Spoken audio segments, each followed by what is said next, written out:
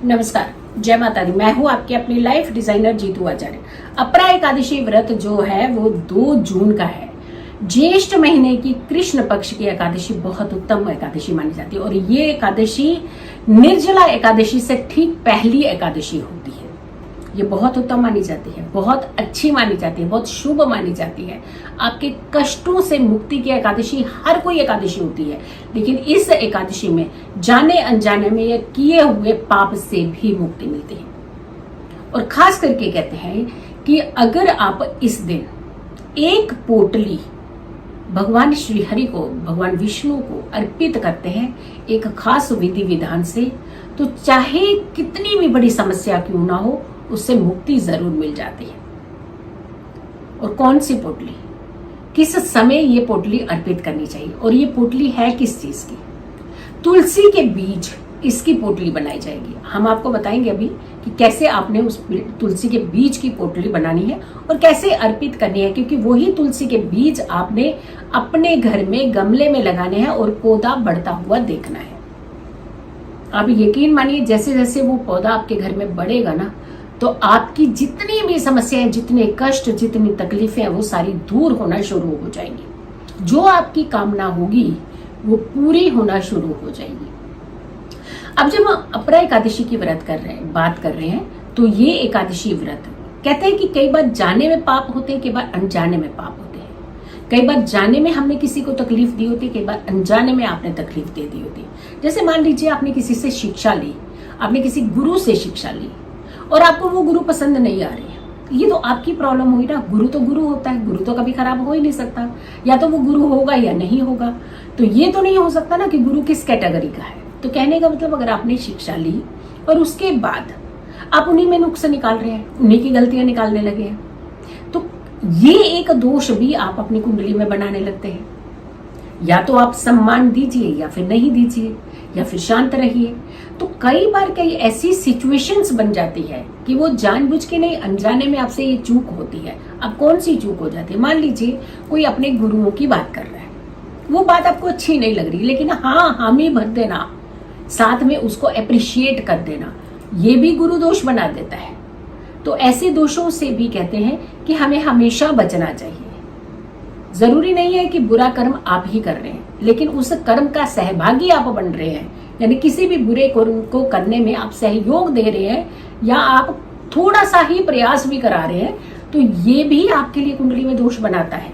तो आपने इन दोषों से भी बचना है। जब हम अपरा एकादशी की बात कर रहे हैं, तो ये जून के महीने की पहली एकादशी है। यानी कितनी कड़कती गर्मी, कितनी धूप, कितनी तेज ताप होता है इस समय, और ये 9 तपा के बीच में बढ़ रही है। 9 तपा के बीच में एकादशी का पढ़ना ये बहुत तकलीफदायक कहते हैं कि बहुत होता है। तो ऐसी सारी तकलीफों से भी तो मुक्ति चाहिए हर किसी को।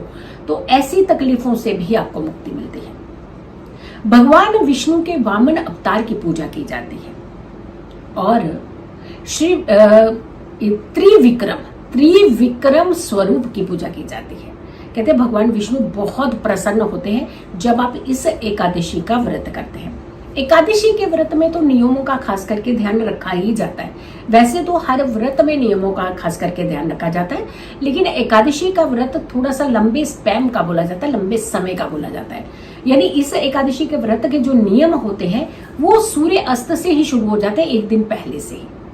यानी संध्या कालीन से ही आपको अपने नियमों का पालन करना शुरू कर देना चाहिए। तो जब हम संध्या कालीन से नियमों का पालन करते हैं, दूसरे दिन उदया तिथि का व्रत रखते हैं, दूसरे दिन भी हम पूरा दिन व्रत रख रहे हैं, तो अगली जब द्वादशी होता है तो द्वादशी में इसका पारण होता है। लगभग 48 आवर्स का ये व्रत आपके लिए हो जाता है। तो 48 आवर्स अगर आप अपनी इंद्रियों पर कंट्रोल रखते हैं, अगर अपने इमोशंस पर कंट्रोल रखते हैं, अगर अपनी भावनाओं के ऊपर कंट्रोल रखते हैं, तो आपके एकादशी के व्रत का आपको पूरा लाभ मिल सकता है। अब एक उपाय है, दिव्य उपाय है, इसे आप जरूर कीजिएगा, क्योंकि ये उपाय से आप अपनी बड़ी बड़ी परेशानियों का अंत कर सकते हैं।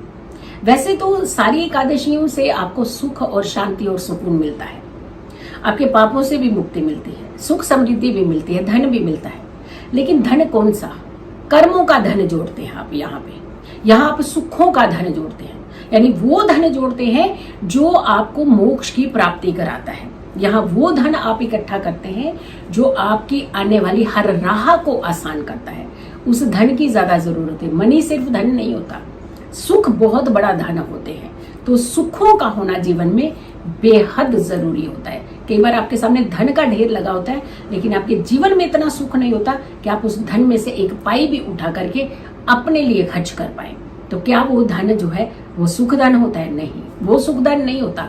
धन वो जिसका इस्तेमाल आप कर भी पाए और आपकी देह भी साथ दे, आपकी आत्मा अंतरात्मा भी साथ दे और आपकी खुशियां आपके साथ मिलकर के कई गुना ज्यादा बढ़ जाए, वो धन होता है। अब रही बात कि इस दिन आपको कौन सा खास उपाय करें। वैसे तो बहुत सारे उपाय किए जाते हैं, मंत्रों के जाप किए जाते हैं, दिव्य प्रयोग किए जाते हैं, लेकिन एक पीला कपड़ा लीजिए, छोटा सा एक छोटा टुकड़ा कपड़ा ले लीजिए। फ्रेश कपड़ा होना चाहिए, पुराना कपड़ा नहीं होना चाहिए। तो आपने एक पीला कपड़ा लेना है और अगर आपके पास फ्रेश कपड़ा नहीं है तो आप किसी भी कपड़े का प्रयोग कर सकते हैं। किसी भी रंग के, काला रंग छोड़ करके आप किसी भी रंग का प्रयोग कर सकते हैं। उस पे चारों कोनों में आप हल्दी का एक तिलक लगा लीजिएगा या फिर केसर का एक तिलक लगा लीजिएगा, तब आप इस कपड़े का प्रयोग कर सकते हैं। अदरवाइज अगर आपके पास पीले रंग का कपड़ा है तो वो बहुत ही उत्तम माना जाएगा, वो बहुत ज्यादा सपोर्ट करेगा आपको इस उपाय को कारगर होने में। पीले रंग का कपड़ा लीजिए और उसमें कुछ तुलसी के बीज डाल दीजिए। तुलसी के बीज, ध्यान रखिएगा, तुलसी तो वैसे भी प्रसाद में चढ़ती है भगवान विष्णु को और इस दिन तो खास करके चढ़ाई जाती है। पंचामृत बनाया जाता है, उसमें भी तुलसी का प्रयोग किया जाता है। लेकिन आपने एक छोटी सी पीले रंग की पोटली बनानी है और तुलसी के बीज डाल करके पोटली बनानी है। ध्यान करना है त्रिविक्रम स्वरूप का, साथ के साथ भगवान विष्णु के वामन अवतार का। इसके अलावा आपने श्री कृष्ण का भी ध्यान करना है। श्री कृष्ण हरे कृष्ण, कृष्ण कृष्ण हरे हरे, इनका भी ध्यान करना है, मन के अंदर स्मरण करना है और आपने इस पोटली को बांध करके भगवान विष्णु को अर्पित कर देनी है। जो आपकी इच्छा है मन के अंदर, जो आप पाना चाहते हैं जीवन में, जो आपकी कामना है, वो सारी कामना भी साथ में बोल दीजिएगा भगवान विष्णु को। ध्यान करते हुए आपने अपनी मनोकामना भगवान के आगे रखनी है। अब करना क्या है इस पोटली का, अगले दिन द्वादशी तिथि जब लग जाए तो द्वादशी तिथि में आपने इस पोटली को उठा लेना है और आपने इस पोटली के जितने बीज हैं वो सारे एक गमले में, घर के गमले में, उसमें बीज देने हैं, बीजने हैं। मतलब एक पौधा फॉर्म जैसे लगाते हैं हम, आपने खुद स्वयं करना है, किसी माली से नहीं करवाना है। ये काम आपने स्वयं करना है और आपने उस पौधे को उगा देना है। जैसे जैसे आपका ये पौधा बढ़ने लगेगा तुलसी का, आप मान लीजिए उसके अगर अंकुरित ही आ जाते हैं तो आपकी समस्याएं जो है दूर होना शुरू हो जाएंगी। और जैसे जैसे वो पौधा बढ़ने लगेगा वैसे वैसे आपकी मनोकामना पूर्ण होने का भगवान विष्णु आशीर्वाद देने लग पड़ेंगे आपको। आशीर्वाद तो खैर पहले देने मिल गया आपको जिस दिन आपने बीजे थे वो बीज, लेकिन जैसे वो अंकुरित फूट जाते हैं या आपको दिखने लगता है वो पौधा, वहां आपकी जितनी मनोकामनाएं हैं वो पूर्ण हो सकती हैं। और जैसे जैसे वो बढ़ेगा वैसे आप उसे देखेंगे तो आपकी मनोकामनाएं पूर्ण करेंगे ही करेंगे भगवान विष्णु। अब उसकी सेवा करना, इसीलिए हमने कहा ना कि ये पौधा जो आपने खुद लगाना है, किसी से नहीं लगवाना है, आपने स्वयं इस पौधे को लगाने का प्रयास करना है। और जैसे ही ये पौधा बढ़ेगा आप इसकी सेवा कीजिए, तुलसी का दीपक जलाइए, इसमें जल अर्पित किया करें। फलता फूलता रहेगा ये पौधा तो आपके जीवन के अंदर खुशियां भी फलती फूलती रहेंगी।